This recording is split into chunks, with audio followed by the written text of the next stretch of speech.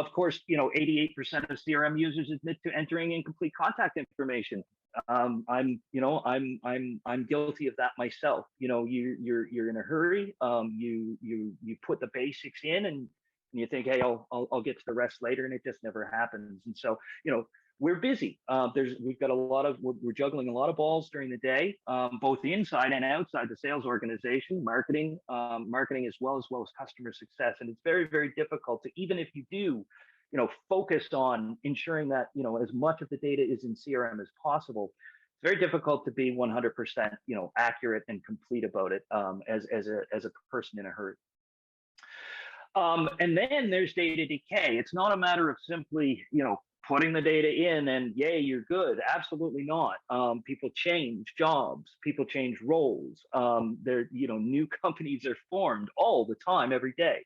And so that data, is just a snapshot of what that record looked like at the time that it was entered. And so, it's immediately degrading as soon as it's done. And so this has to be a continuous improvement, of things. Sorry, Ben, I'm getting notifications. Is everything working on your end? Yep, all good. Okay, sorry. Zoom was maybe a little overzealous in telling me that things are going on. Okay, so when it comes specifically to Salesforce, what are the impacts of really not being able to fully depend on that comprehensive data set that you hope is in there? First of all, I mean, Salesforce is an incredibly sophisticated system. It does a lot of wonderful things on top of the data, but it can't work properly if the data is incomplete. Often people are building reports on top of their Salesforce data for, forecasting, modeling, understanding, how customers are working through, sort of the customer life cycle, the customer journey, if you will. If that data is incomplete and you don't know in what ways it's incomplete, it's really, really hard to consider the reports from that data anything other than a spot check, anything other than a possibility of a challenge or a possibility of something going well, but you don't know for sure because it's based on, incomplete data. Again, if you can't depend on the data, then the individual members within your organization that can benefit from it the most tend not to, focus on using an incomplete data set, and so adoption is more difficult to achieve.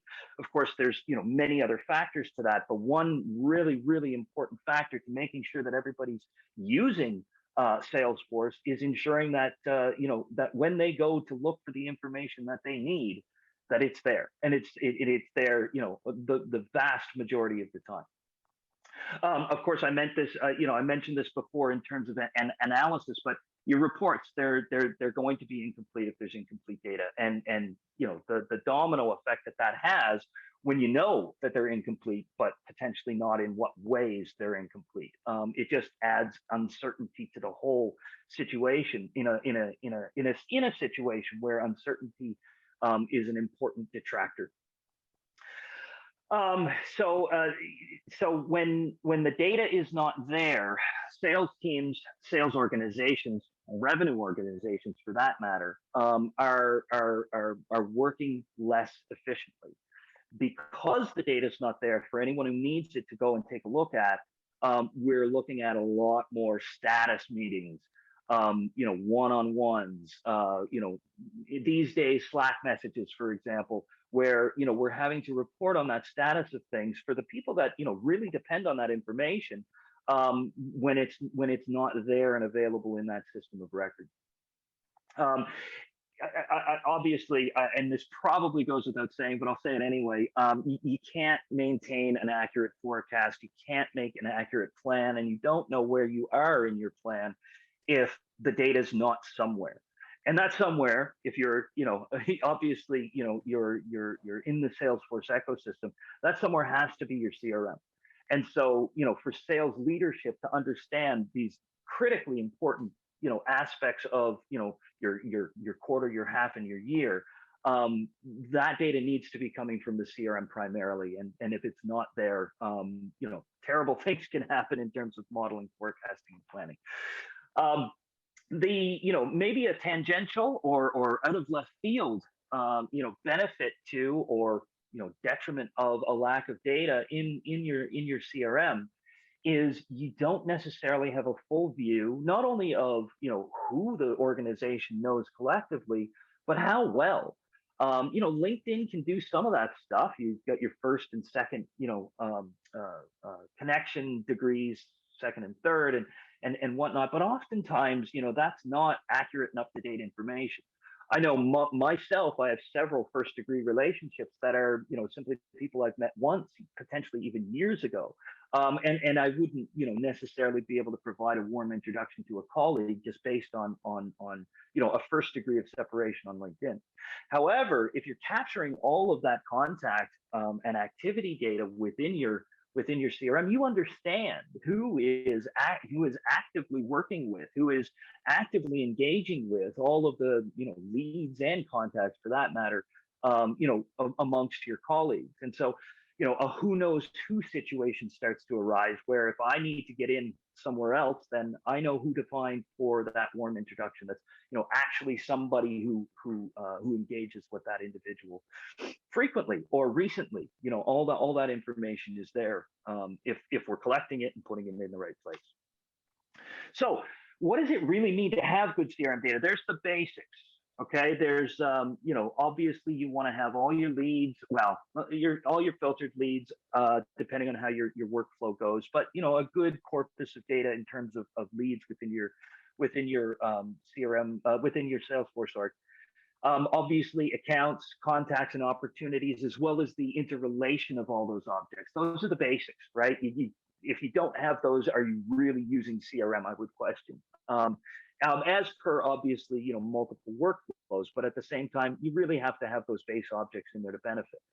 But more sophisticated use cases include the completion of records. Oftentimes, and I imagine many of you are somewhere on this path, and maybe you do it really, really well. But ensuring that there is a significant number, although the right number, of required fields, for example, in those records, to ensure that at least consideration is given for a complete record, to be available when being entered, and perhaps even enforcing that through Salesforce's own rules, to ensure that those records are complete. I would say that sophisticated, proper use of CRM includes having all activities captured and logged with notes. So there is really a major difference in most of the activities being logged and all of the activities being logged.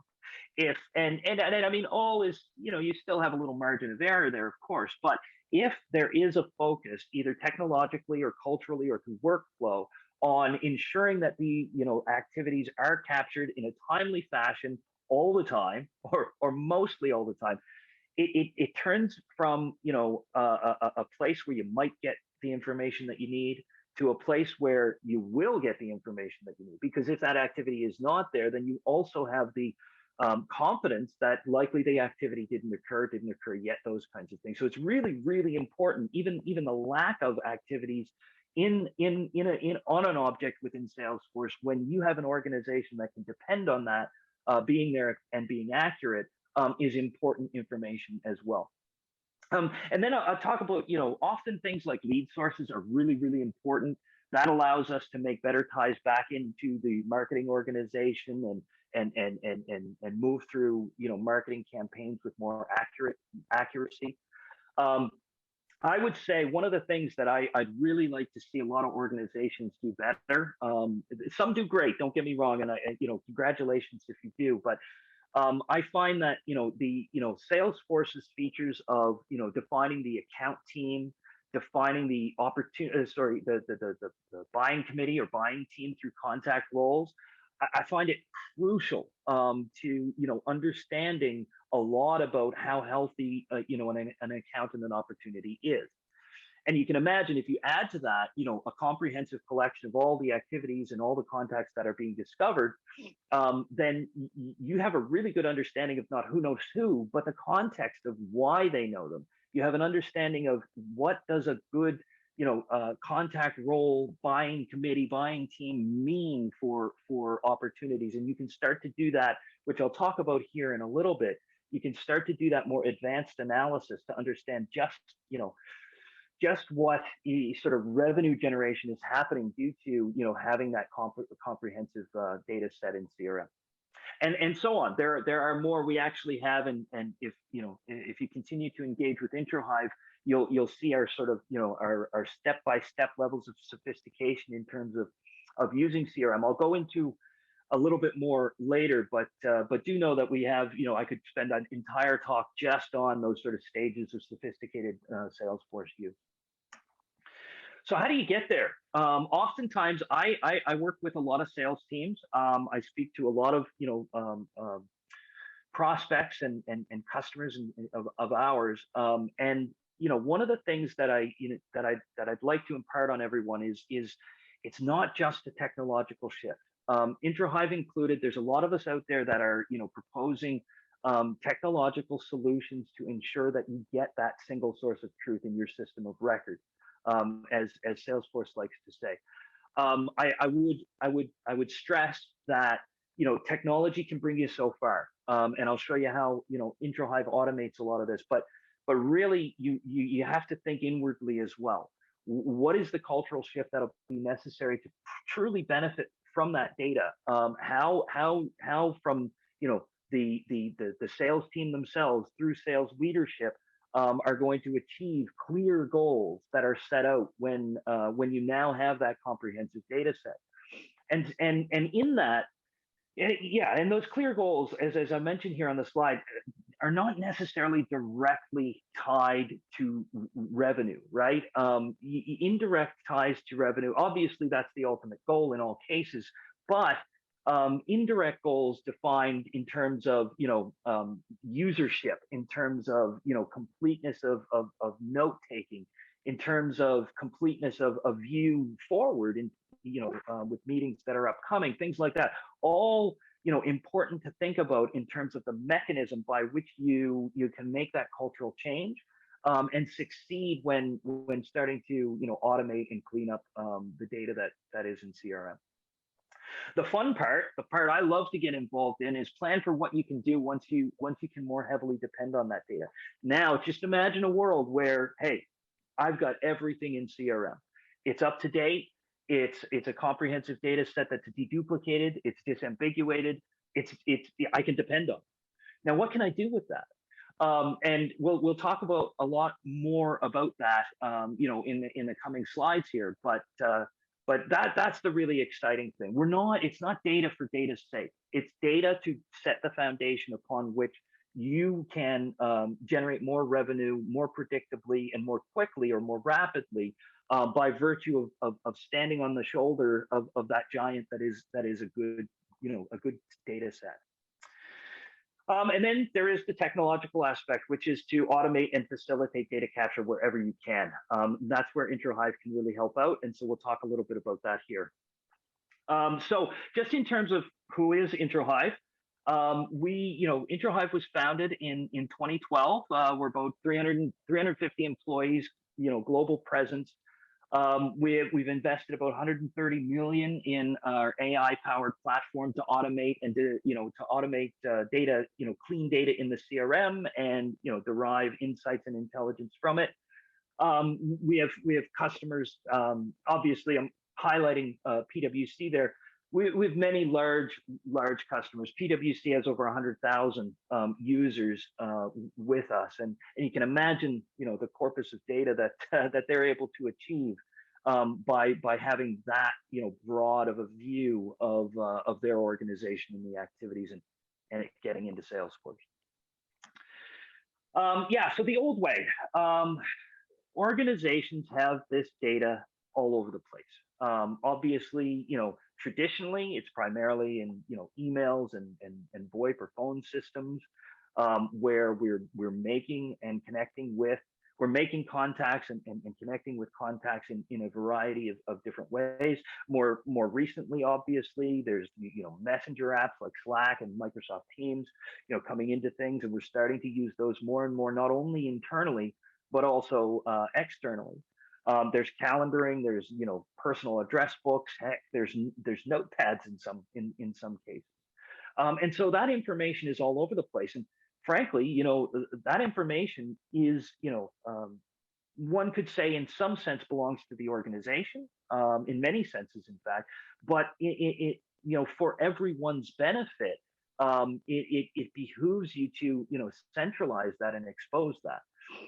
And so the new way is to gather all that information, from all those disparate sources, ensure that it's brought into a single source of truth, the system of record, if you will. And that's what IntraHive strives to do. We'll tap into your email and meeting systems. We're working on incorporating additional data sources as we go forward. We work with VoIP. We work with many different systems to get all those activities, to measure, to capture those milestones of meetings scheduled in the future, emails back and forth, both in terms of frequency and reciprocity. We don't spend a whole lot of time, and in fact, oftentimes, we'll mention this in terms of privacy and the controls that we put on it.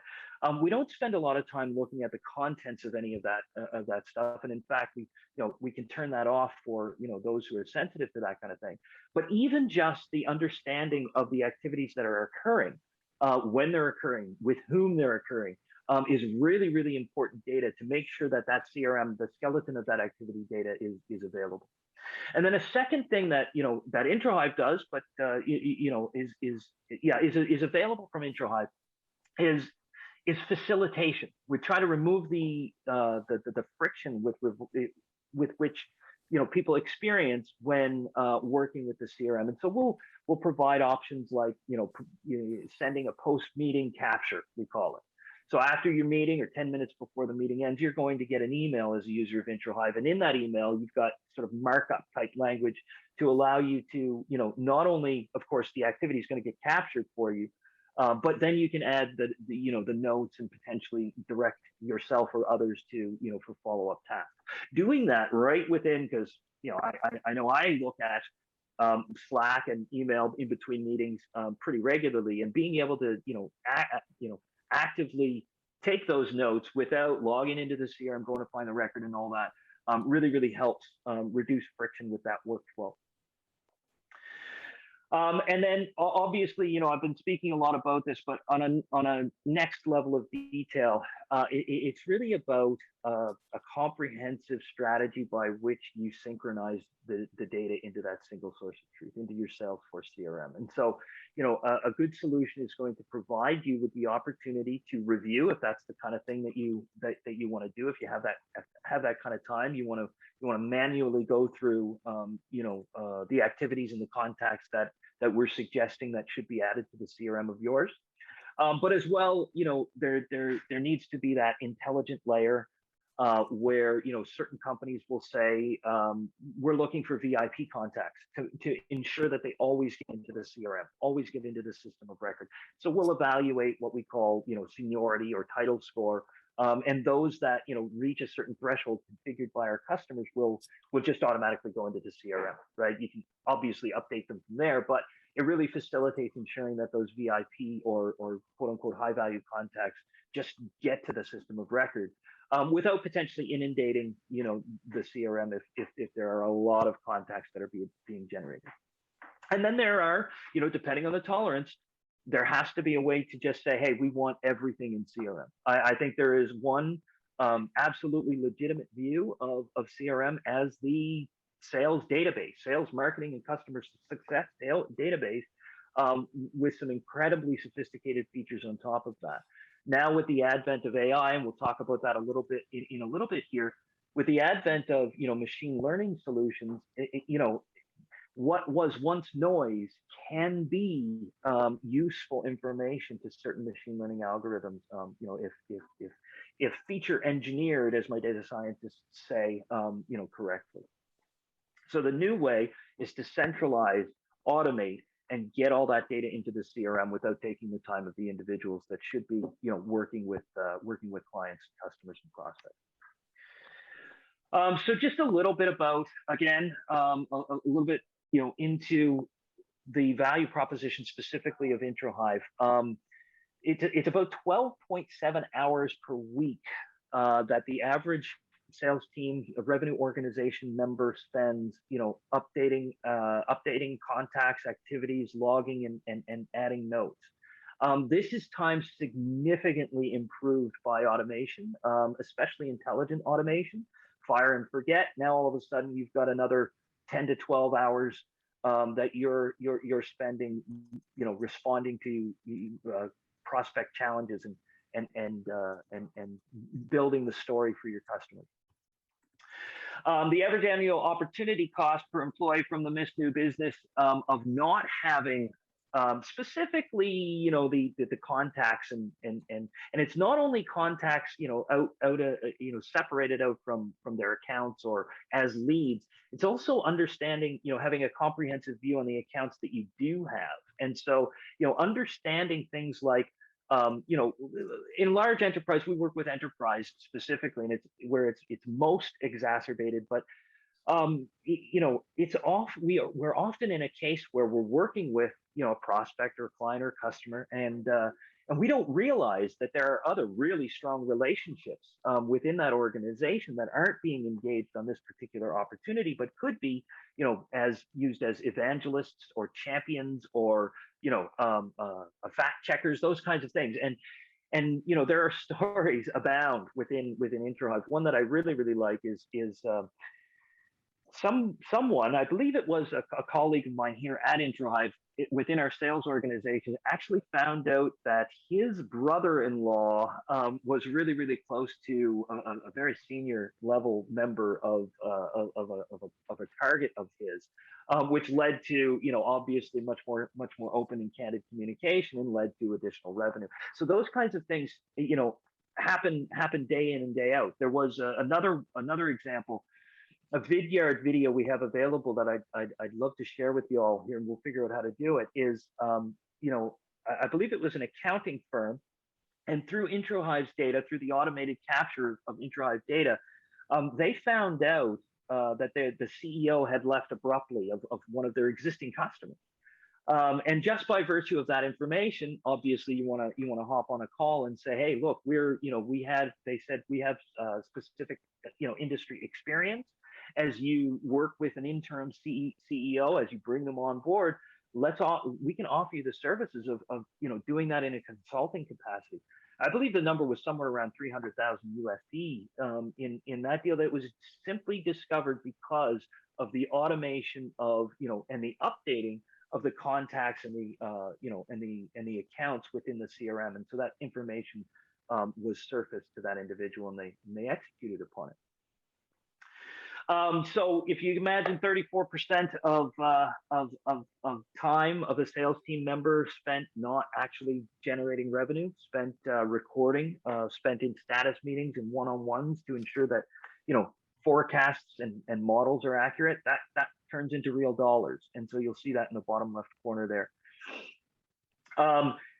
And the average monthly cost to the business per 100 employees, that's monthly, right? You do a little bit of math from there, and that's monthly when your employees are not spending their time, doing what they do best and what they were hired for. And so if we can take that administrative burden off of your sales teams, you're going to see a lot of return on that investment right away by that, by virtue of that automation.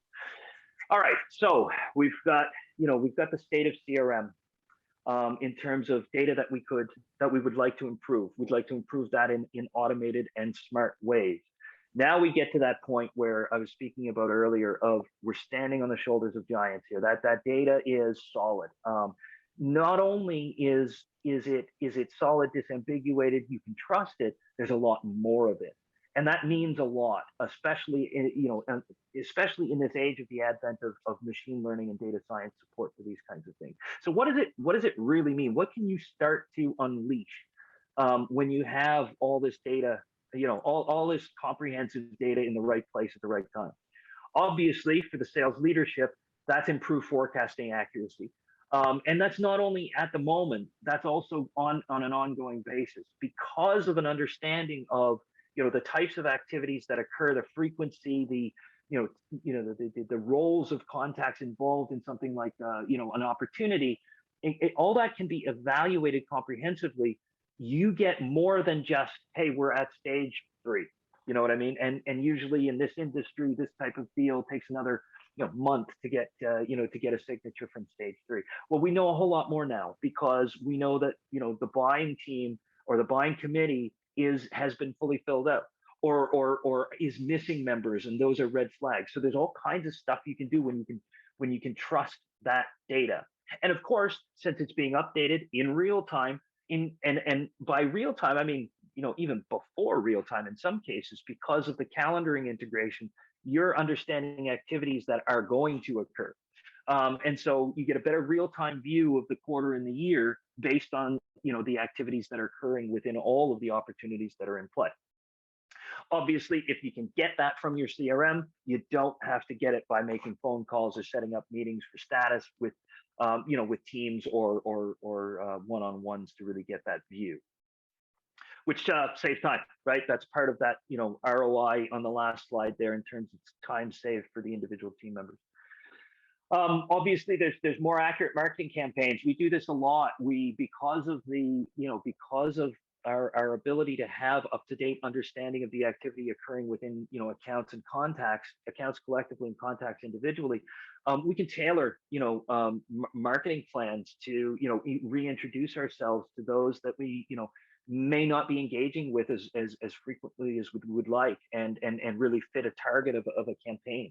So they get a lot more accurate, a lot more acute, and a lot more successful.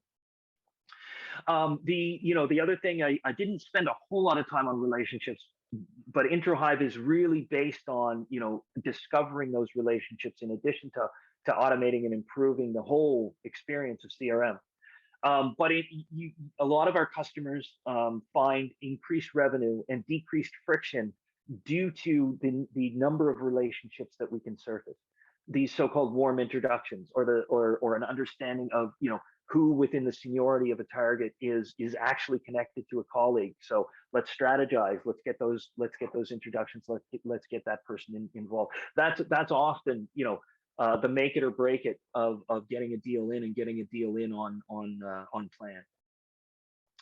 And then we can add the relationship insights. And I've alluded to some of this, but this is the data science, this is the machine learning play. We're seeing a lot more of this available because we have enough data now. If you've in the past started with something like, say, Salesforce Einstein Discovery, if you've ever started to play with that, that there is a really high threshold in terms of the amount of data that you need to make accurate predictions.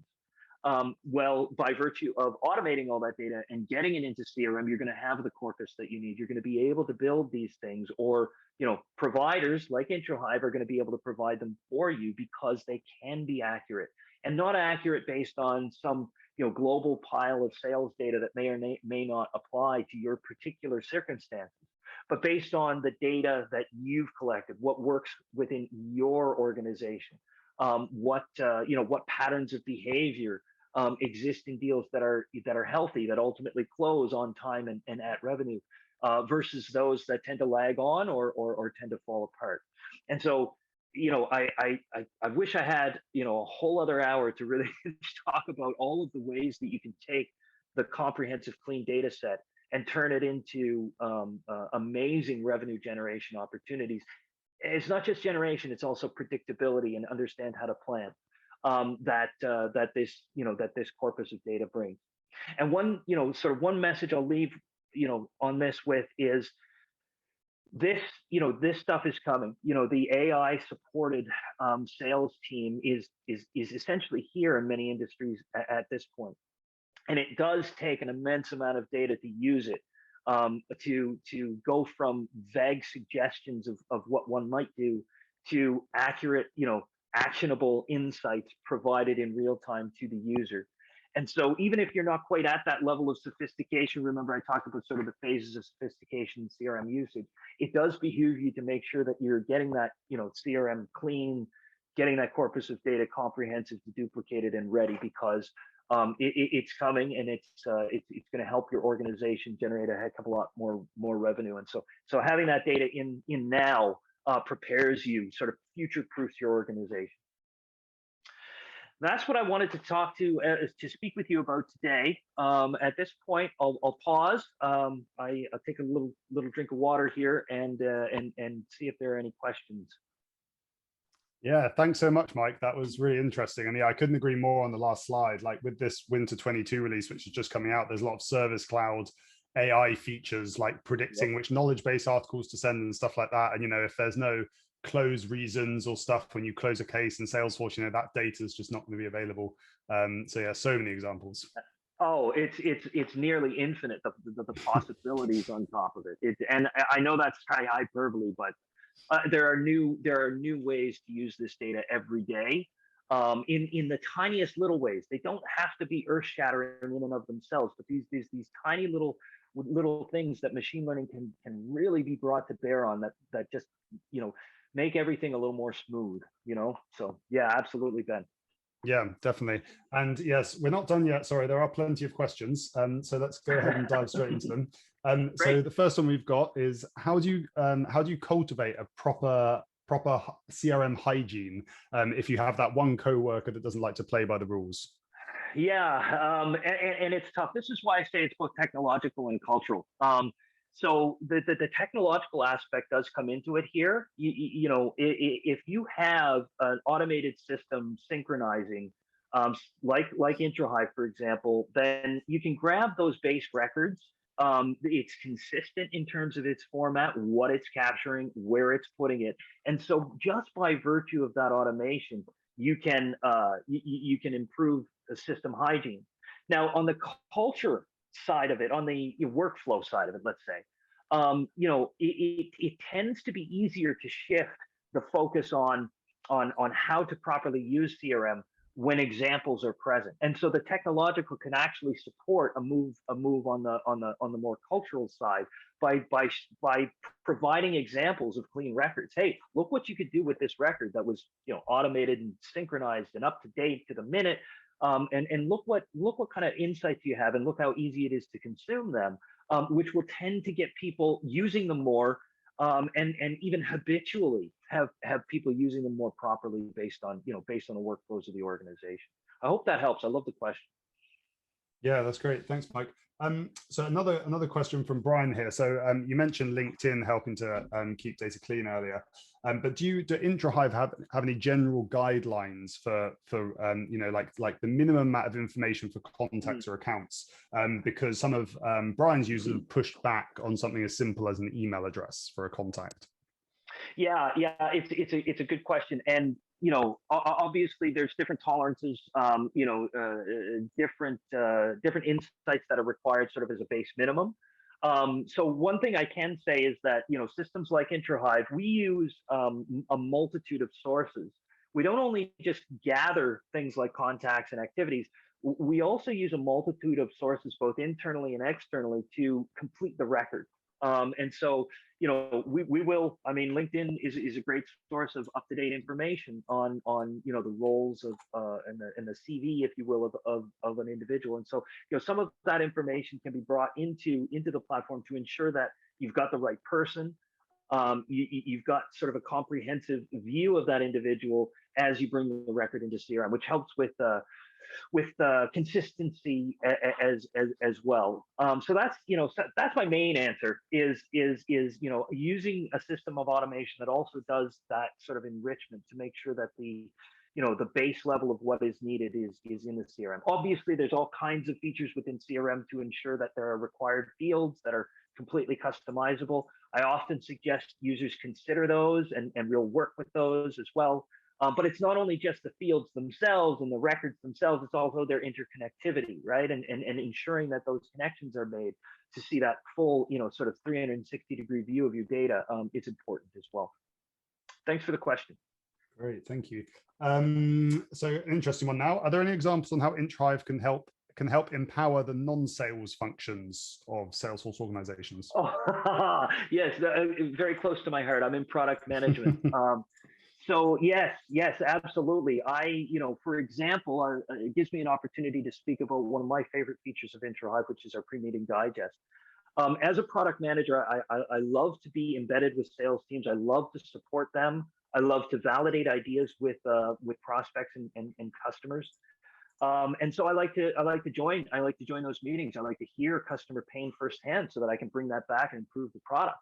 And one of the tools that helps me gain context when you're just sort of jumping into a deal somewhere in the middle, and then you're probably going to jump out for a while and jump into another one, is the concept of a pre-meeting digest. If I'm invited to a prospect meeting, let's say, I know very little about the company likely, and certainly very little about the individuals involved in the meeting. Well, I get a pre-meeting digest in the morning prior to that meeting that explains basically everything I need to know, what's in the news about the company, what recent announcements they have made, who are the players in the meeting, what are their roles, what are their relationships to the colleagues of mine, so that I can tap somebody and say, hey, this individual fairly well. I'd love to validate this idea with them. They seem like the right type of person. Would that be a fit? So I really love this concept of the pre-meeting digest, especially where I'm jumping around a lot and I'm not focused on any one customer at any given time from a product organization. There are thousands of other examples. I really do love that question, but I don't want to take all the time. We do have a focus in marketing and CSM, customer success, if you will. So we have stories around that. Please feel free to engage with us to hear more about that. Great, thanks, Mike. So this is quite an interesting one. So again, from Brian, you mentioned automated data capture earlier, and Brian's a little bit fearful of turning on something like that because it's filling Salesforce, with a continuous source of data. And how do you ensure that data is correct, essentially? Absolutely, yeah. So there's a bunch of different considerations, Brian, that we'd have to make when to ensure that sort of the threshold of signal to noise ratio is kept in check with regards to CRM. I call it gumming up the works sometimes. If you're just blasting too much low value data into the CRM, sometimes that's not desirable. I think on the flip side, you'd be surprised sometimes it actually is. Salesforce is so sophisticated in its ability to filter this data in a multitude of ways that it's not as big of a problem as it may have been in the past. But some ways that that ourselves and those in our industry help with that is through intelligent systems. So we have something called Smart Sync within IntraHive, which allows you to, and I used this example earlier, something like just ensure the automated synchronization of those contacts or who are of a certain seniority, for example. There are many examples, but that's a common example. I just want the VPs on up automatically put into CRM. I consider that important, to fill out my data.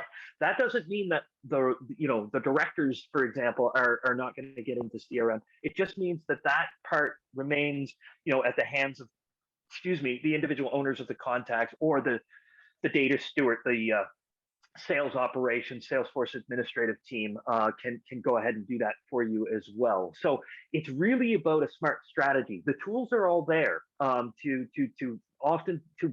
almost all the time waylay those concerns, but it's about working with the provider of the technology to build out that strategy, to set your tolerance in terms of signal to noise, and then to ensure that platform you're considering has all the tools that you need so that you can avoid that situation. Brian, I hope that helps. Great, thanks, Mike. And kind of a follow-on question I think you started to answer was, how does IntraHive sync contact information to Salesforce? Yeah, it's a multitude of ways. Yeah, I did sort of start alluding to that. It's a multitude of ways. So some, depending on that sensitivity, some customers are just like, hey, everything needs to be in that single source of truth, and certainly that's valid. Like Brian's, some companies have certain sensitivities around, we want to keep it really pristine, and we want to do that on the front end going in, not on the filtering, afterwards. And so setting up those sophisticated rules, and workflows, if you will, by which activities and contacts and accounts get into CRM is really important. The other thing is, if depending on how your organization is structured, there is always the possibility to centralize a manual synchronization of this data, or decentralize a manual synchronization of this data. I know we talked about the number of hours that sales team members lose from selling in doing the administrative tasks. Even if you still want to make sure that that's manual or manually overseen,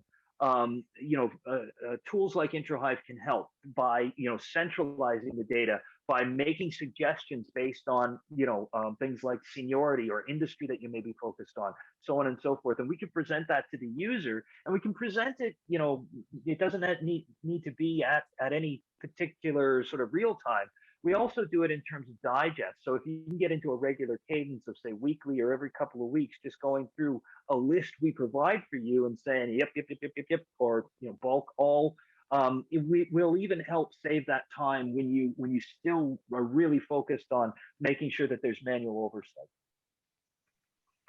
Cool. Great. Thank you, Mike. So final question we've got here. What is the biggest revenue generating benefits businesses have seen from IntraHive? And I mentioned some within the discussion. It's really about a broader understanding of the situation that you're in, especially during the sales cycle, right? And that's vague and high level. I get it, but it really is the overarching theory that I work with when building products that delight the users, and essentially what that means is removing friction.